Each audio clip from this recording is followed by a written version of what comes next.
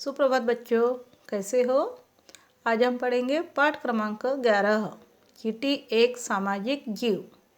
लिखिए कक्षा कार्य, तारीख और दिन। हो गया सभी का। चींटी एक सामाजिक जीव। चींटी देखी है आपने? अच्छा, कहाँ देखे हो चींटी? हाँ, कहाँ रहती है चींटी? हमारे घर में आती है ना चींटी हमारे घर में भी। हाँ, जो भी आपकी खाने की चीज़ें रहती है उससे चींटी लगती है। चलो ये चींटी के बारे में जानकारी लेते हैं, ठीक है। सामान्य से लगने वाली चींटी भी सामाजिक जीवन बिताती है। जो एक सामान्य लगती है छोटी सी चींटी, वो एक कैसा जीवन बिताती है? सामाजिक जीवन बिताती है। आओ पाठ पढ़कर जाने कैसे। हम कभी कभी अपने घर के फर्श, दीवार व सामान में एक काले भूरे नन्हे से जीव को चलते हुए देखते हैं। इस जीव को चींटी कहते हैं। हम देखते हैं ना हमारे घर पर, दीवार पर, सामान में खाने की चीज़ें हो, छोटे छोटे से काले भूरे नन्हे से छोटे से जीव चलते हुए दिखते हैं। इस जीव को क्या कहते हैं? चींटी कहते हैं। देखने में चींटी एक सामान्य जीव लगती है, लेकिन तेज बुद्धि वाली, अनुशासन में रहने वाली और शक्तिशाली है। चींटी कैसे दिखती है? एक छोटा सा नन्हा सा जीव लगती है, सामान्य जीव लगता है, लेकिन ये जो चींटी होती है ये कैसी होती है? तेज बुद्धि वाली होती है और अनुशासन में रहने वाली और शक्तिशाली भी होती है। अनुशासन में रहने वाली रहती है, शक्तिशाली होती है। इसका पारिवारिक और सामाजिक जीवन बहुत उन्नत है। चींटी का घर ऊपर से एक सामान्य सुराख सा दिखाई देता है। आपने देखे हो चींटी का घर? अच्छा, कहाँ देखे हैं आपने? हाँ, खेत में रहते हैं ना, खेत में अपन जाते हैं वहाँ पे भी दिख जाते हैं, कहीं जंगल घूमने जाते हैं वहाँ पे भी दिख जाते हैं। चींटियों के घर देखते हैं। उसमें कैसा होता है? एक सामान्य छोटा सा एक क्या होता है? सुराख होता है, एक सुराख दिखाई देता है। लेकिन इसके अंदर पूरा शहर बसा होता है। चींटी का घर देखा है आपने तो वहाँ पे छोटा सा सुराख होता है, लेकिन वहाँ पे अंदर बहुत सारी काफ़ी सारी क्या रहती है? चींटी रहती है। लेकिन इसके अंदर पूरा शहर बसा होता है, जिसको बॉबी कहते हैं। क्या कहते हैं? बॉबी कहते हैं। चींटियाँ अपना घर बनाने के लिए ये ऐसा स्थान चुनती है जहाँ वर्षा का पानी न पहुँच सके। चींटियों जो घर बनाते हैं वो घर की जगह जो ढूंढते हैं वो ऐसी जगह ढूंढते हैं कि कितनी भी बारिश आए लेकिन उनको पानी नहीं लगना चाहिए। वे गहरी खुदाई करके लंबी लंबी सुरंगें बनाती हैं। उनका जो घर रहता है वो कैसे अंदर तक सुराग रहता है। कैसे होता है? अंदर तक सुराग होता है। सुराग में से मिट्टी निकालकर घर के बाहर चारों ओर ऊंची दीवार से बना देते। घर के अंदर सुराग होता है और चारों तरफ ऐसे ऊंचा ऊंचा ऊंचा ऊंचा क्या रहती है? मिट्टी बना देती है। और वो मिट्टी कैसी दिखती है? दीवारों के जैसे। यह मिट्टी की दीवार किले के परकोटे की तरह इनकी रक्षा करती है। और जो मिट्टी की दीवार रहती है वो इनकी रक्षा करती है। घर के अंदर लंबी चौड़ी और साफ सुथरी सड़कें होती है। इनके घर के अंदर जाओ, वो जो उनका घर रहता है उनके अंदर जाओ तो उनका घर रास्ता कैसा रहता है? साफ सुथरा रहता है। चींटियाँ अपने लिए सुंदर कमरे बनाती है। अंदर क्या रहते हैं? कमरे भी रहते हैं। कमरों के आगे गलियारे होते हैं। चींटियाँ अपने निवास स्थान को बहुत साफ रखती है। वहाँ पे गलियारे होते हैं और चींटियाँ अपने निवास स्थान को बहुत साफ रखती है।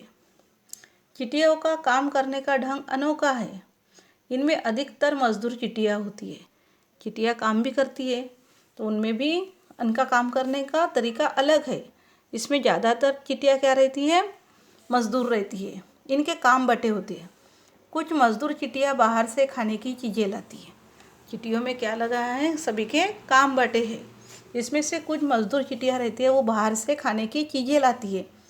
कुछ उन्हें ठीक प्रकार से रखती है और जो सामान लाते हैं वो खाने की चीज़ें लाते हैं। तो कुछ चींटियाँ जो होती है उनको ठीक प्रकार से रखती है। वो कुछ घर की सफाई करती है और कुछ चींटियाँ जो रहती है वो क्या करती है? घर की सफाई करती है। इन्हीं चींटियों में से कुछ तो अंडों की देखभाल भी करती है। कुछ चींटियाँ जो रहती है वो अंडों की देखभाल करती है। उन्हें धूप तथा हवा के लिए बाहर ले जाती है और फिर वापस ले आती है। जो चींटियों के अंडे रहते हैं उनको हवा और धूप की ज़रूरत होती है। तो हवा और धूप लगने के लिए कुछ चींटियाँ वो अंडों को बाहर लेके जाती है और वापस ले आती है। इनकी बॉबी में अंडों की सुरक्षित रखने के लिए अलग कमरे होते। इनका जो घर होता है वो घर को क्या कहा है, बॉबी कहा है। तो ये बॉबी के अंदर एक अंडों को सुरक्षित रखने के लिए कमरे होते हैं। चींटियों में ही कुछ सैनिक चींटियाँ भी होती है। चींटियों में कुछ सैनिक चींटियाँ भी होती है। वे अन्य चींटियों की अपेक्षा बड़ी होती है। वे अन्य चींटियों की अपेक्षा बड़ी होती है। जो सैनिक चींटियाँ होती है, कुछ सैनिक चींटियाँ होती है और वे अन्य चींटियों की अपेक्षा बड़ी होती। ये चींटियाँ बहुत शक्तिशाली होती है। उनकी अपेक्षा कैसे रहती है, ज़्यादा रहती है। तो ये चींटियाँ क्या होती है, शक्तिशाली होती है और शत्रुओं से अपने घर की रक्षा करती है।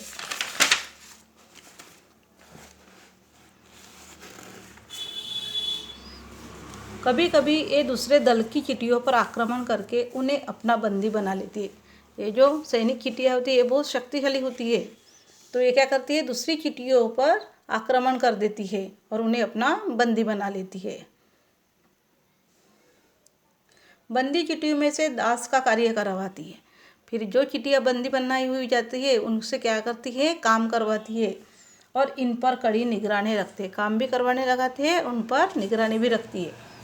सबसे अधिक आश्चर्य की बात यह है कि कुछ सेवा करने वाली चींटियाँ भी होती है। उनमें से चींटियों की सेवा करने वाली भी चींटियाँ होती है जो बीमार चींटियों की देखभाल करती है। वहाँ पे कुछ चींटियाँ ऐसी होती है कि वो सेवा करने वाली होती है। अगर किसी चींटी की तबीयत खराब होती है तो उनकी वो देखभाल करती है। चींटियाँ परिवार के प्रत्येक सदस्य, बूढ़े, बच्चे और रोगी की पूरी देखभाल करती है। और जो चींटियाँ होती है परिवार की जो भी लोग हैं, बूढ़े हैं, बच्चे हैं, कोई बीमार है, उन सबकी देखभाल करती है, उनका भरण पोषण करती है। चींटियों में सहयोग, प्रेम और मेल मिलाप की तीव्र भावना होती है। चींटियों में एक पाया गया है कि उनमें क्या होता है, सहयोग होता है, एक दूसरे की मदद होती है, प्रेम से रहते हैं और मिलाप से रहते हैं। ये सदैव एक पंक्ति में चलते हैं। आपने देखा होगा चींटियों की ऐसी एकदम रो रहती है, सीधी रो रहती है, एक ही पंक्ति में वो चलते हैं। आते जाते कुछ संकेत देती हुई चलती है और जब चलते हुए वो दूसरे चींटियों को इशारा भी करती है। इसमें दूसरी चींटियों की सहायता मिलती है। इन चींटियों के शरीर में से एक प्रकार का रस निकलता है। इसकी गंध से चींटियाँ अपना मार्ग ढूंढ लेती है। अपन बोलते हैं इतनी सी छोटे को इनको रास्ता कैसे दिख जाता है। तो क्या होता है, इनके शरीर में से एक क्या निकलता है, रस निकलता है। वो जो रस निकलता है वो रस का गंध यानी उनको वह उसकी खुशबू आती है, उससे अपना मार्ग वो ढूंढती है। यदि अपने झुंड की चींटियाँ शत्रु झुंड से छुटकर आ जाती है तो उनका खूब स्वागत किया जाता है। अगर अपनी चींटियों का झुंड अगर दूसरे चींटियों के शत्रु के झुंड में चला गया और वहाँ से लाए उनको, तो उनका क्या होता है, खूब स्वागत होता है। अपने झुंड की रानी चींटी का ये खूब ध्यान रखती है और उनके अपने चींटियों में से एक रानी चींटी भी होती है, उसका वो खूब ध्यान रखती है।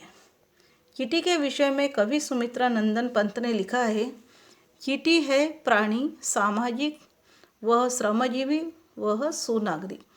यानी जो कवि है सुमित्रा नंदन, उन्होंने चींटियों के बारे में लिखा है कि चींटी एक ऐसा प्राणी है, सामाजिक है, श्रमजीवी है और सुनागरिक है। यानी सभी की मदद करते हैं, एक दूसरे से मिलजुल कर रहते हैं, खुद का काम खुद करते हैं।